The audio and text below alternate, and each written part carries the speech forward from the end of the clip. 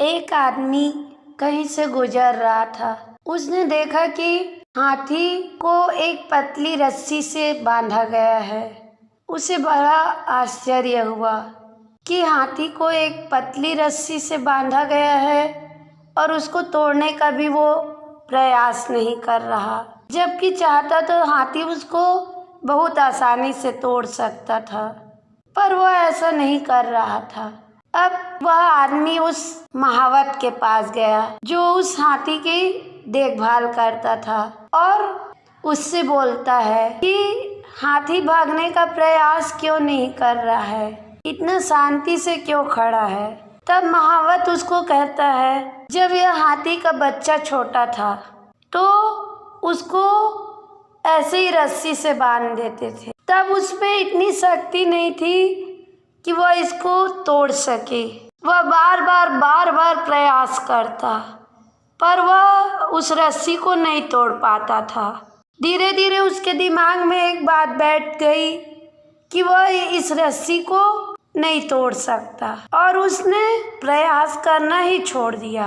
अब आदमी सोचने लगा कि वह हाथी सिर्फ इसलिए बंधन नहीं तोड़ सकता क्योंकि उसको बचपन से उसी रस्सी में बंधने की आदत है।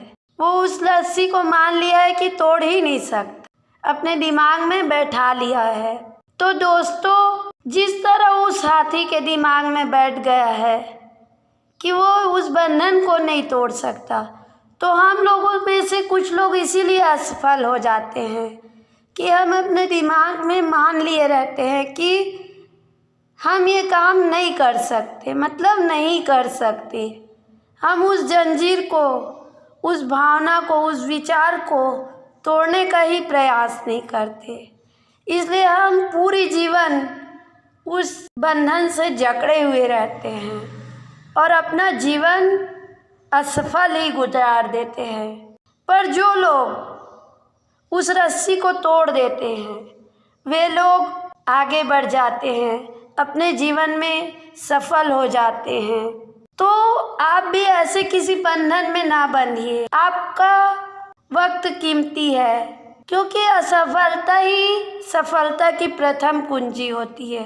तो आप ये बंधन तोड़िए और सफल होइए और अपने सपनों को सच करिए। आप हाथी नहीं, इंसान हैं, तो इंसान बनिए और अपनी पुरानी असफलताओं से सीखिए और सफल बनाइए अपने आप को, अपने जीवन को।